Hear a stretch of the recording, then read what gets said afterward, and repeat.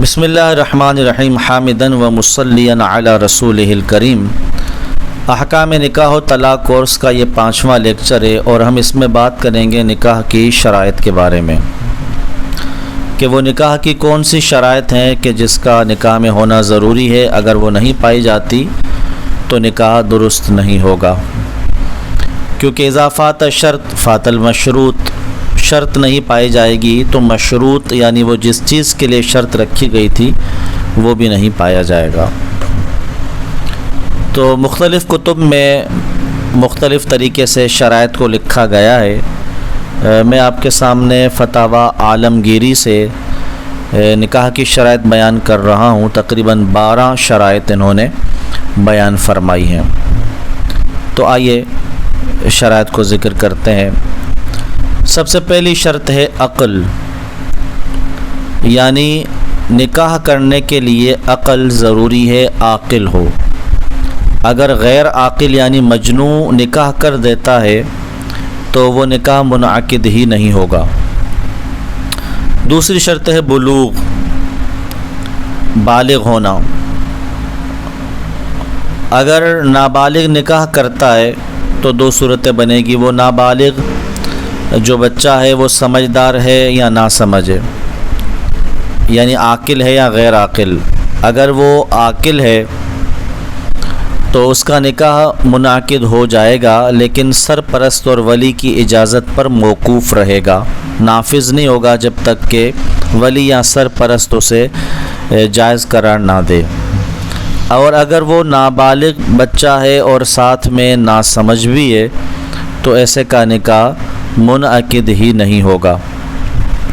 تیسری شرط حریت، یعنی آزاد ہونا۔ آج کل سب آزاد ہیں، اس معنی میں کہ غلامی کا دور نہیں ہے، ورنہ شریعت کے تو ہم پابند ہیں۔ آزاد یوں ہے کہ آقا اور غلام کا دور نہیں ہے، یہ اللہ کریم نے سب کو آزادی عطا فرمائی ہے۔ تو یہ 3 شرائط، عقل، بلوغ اور حریت۔ چوتھی شرط یہ بیان فرمائی کہ وہ عورت ایسی ہو کہ جس سے نکاح کرنا شرعاً جائز ہو، حلال ہو، کیونکہ ایسی عورتیں بھی ہیں کہ جن سے نکاح جائز نہیں، ہر عورت سے نکاح جائز نہیں ہے۔ انشاءاللہ اس کا تفصیلی بیان ہم محرمات میں کریں گے کہ وہ کون سی عورتیں ہیں جسے حرام قرار دیا گیا ہے۔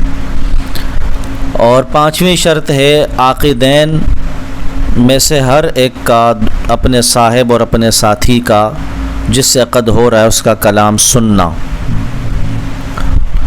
اگر وکیل ہے تو وہ سن لے، اور اگر وکیل نہیں ہے تو جن کا نکاح ہو رہا ہے زوجین میاں بیوی، وہ ایک دوسرے کا کلام سن لیں۔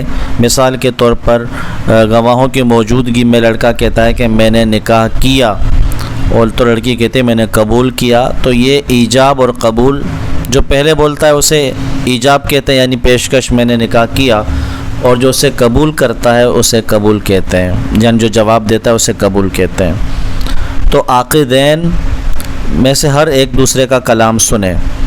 ہمارے ہاں چونکہ لڑکی اور لڑکا آمنے سامنے بیٹھ کر ایجاب قبول نہیں کرتے، بلکہ لڑکی کی طرف سے وکیل ہوتا ہے، تو وہ لڑکی کا قائم مقام ہے، اس کا نائب ہے، وہ لڑکی کی طرف سے دلہن کی طرف سے ایجاب بھی کرتا ہے، تو اس کا ایجاب دولہا سن لیتا ہے، اور دولہا جو قبول کرتا ہے اس کا قبول کرنا وکیل سن لیتا ہے۔ تو یہ چونکہ لڑکی کا قائم مقام ہے تو ایسا ہی ہے جیسے عاقدین نے سن لیا۔ یہ شرط بھی ہمارے ہاں صحیح طریقے سے پائی جاتی ہے، لیکن وکیل کی صورت میں ہوتی ہے۔ نمبر 6 ہے گواہوں کا ہونا۔ گواہ ضروری ہیں، گواہوں کے بغیر نکاح نہیں ہوگا۔ گواہوں کے اپنے بھی احکام ہیں، وہ ہم یہاں پر ذکر نہیں کرتے کیونکہ وقت ہمارے پاس مختصر ہوتا ہے کہ گواہ کس طرح کے ہونے چاہیے۔ بس اتنا معلوم ہو کہ نکاح کے لیے گواہ شرطیں یا تو 2 مرد ہوں یا پھر ایک مرد ہو اور 2 عورتیں ہوں اس کے ساتھ، صرف عورتوں کی گواہی سے نکاح منعقد نہیں ہوگا۔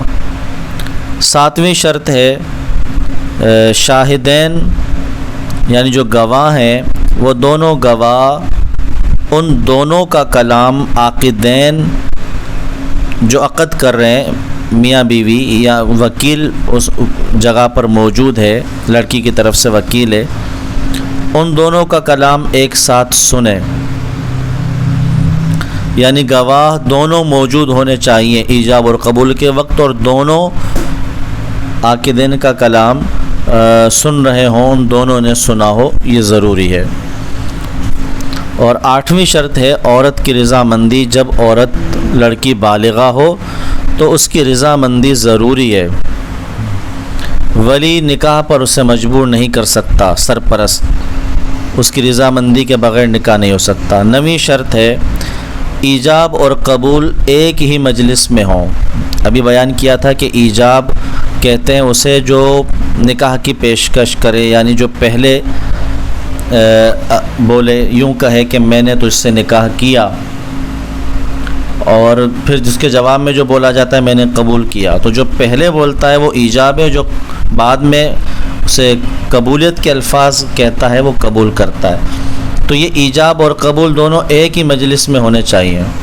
اگر مجلس مختلف ہے، مثال کے طور پر کہ لڑکا یہاں کراچی میں موجود ہے اور لڑکی لاہور میں یا کسی اور جگہ پر ہے، یا کراچی میں ہی کسی اور خطے میں الگ جگہ پر ہے، اور فون پر نکاح ہو رہا ہے کہ وہ یہاں سے فون کرے، 2 گواہ یہاں بھی موجود ہیں اور لڑکی کے پاس بھی 2 گواہ موجود ہیں، فون کے ذریعے اسپیکر کے ذریعے آواز بھی جا رہی ہے، وہ ایجاب اور قبول کو سن بھی رہے ہیں، لیکن پھر بھی نکاح منعقد نہیں ہوگا، کیونکہ ایجاب اور قبول ایک مجلس میں نہیں ہوئے، جگہیں مختلف ہو گئی۔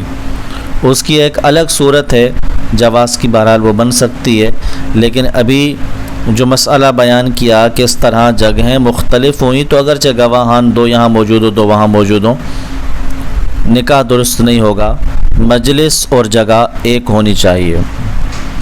10ویں شرط ہے کہ قبول ایجاب کے مخالف نہ ہو، کہ جس طرح کا ایجاب ہوا قبول بھی ویسا ہی ہو۔ مثال کے طور پر باپ اپنی بیٹی کا نکاح کرواتا ہے، یا وکیل اپنی موکلہ کا نکاح کرواتے ہوئے کہتا ہے کہ میں نے فلاں بنت فلاں کا نکاح تجھ سے کیا 50,000 روپے حق مہر کے عوض۔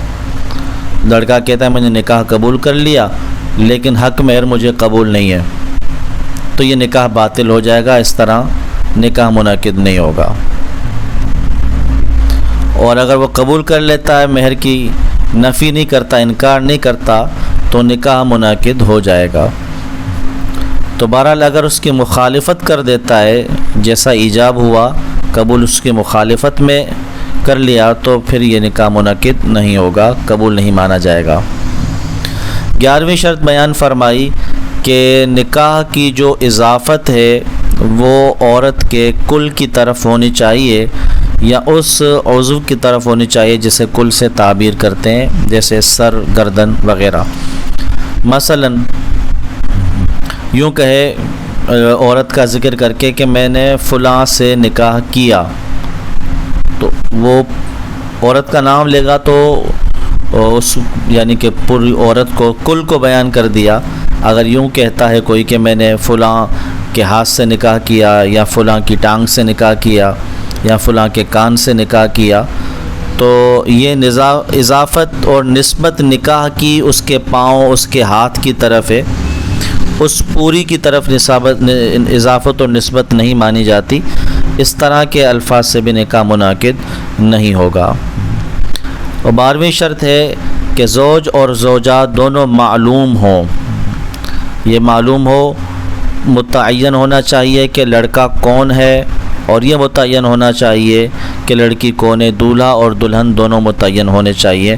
مثال کے طور پر ایک آدمی نے اپنی بیٹی کا نکاح کروایا، اس کی 2 بیٹیاں ہیں، وہ کہتا ہے کہ میں نے اپنی ایک بیٹی تیرے نکاح میں دی، یا وکیل کہتا ہے کہ فلاں کی 2 بیٹیاں ہیں، ان میں سے ایک بیٹی میں نے تیرے نکاح میں دی۔ اب 2 بیٹیوں میں سے کون سی بیٹی نکاح میں دی اس کی تعیین نہیں ہے۔ جب تک تعیین نہیں کرے گا کہ بڑی بیٹی یا چھوٹی بیٹی، یا اس کا نام لے کر یا اشارے کے ذریعے جب تک تعیین نہیں ہوگی تو یہ نکاح منعقد نہیں ہوگا۔ اللہ کریم ہم سب کو علم نافع عطا فرمائے، آمین۔ وما علینا الا البلاغ المبین۔